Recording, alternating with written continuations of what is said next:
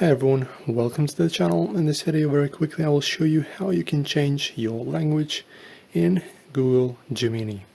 So first, as you can see, I'm in the steps of setting up my Gemini, so let us just press on switch button. Alright, now let us choose the activity. Yeah, everything's correct, use Gemini. Okay, and now from here guys, it takes only a few seconds. Tap on your profile icon where you have your Google account. After that, go to settings. After that, go to languages. And in here, you can easily choose the language that you wish to use. As you can see, there are not many languages that you can use for now.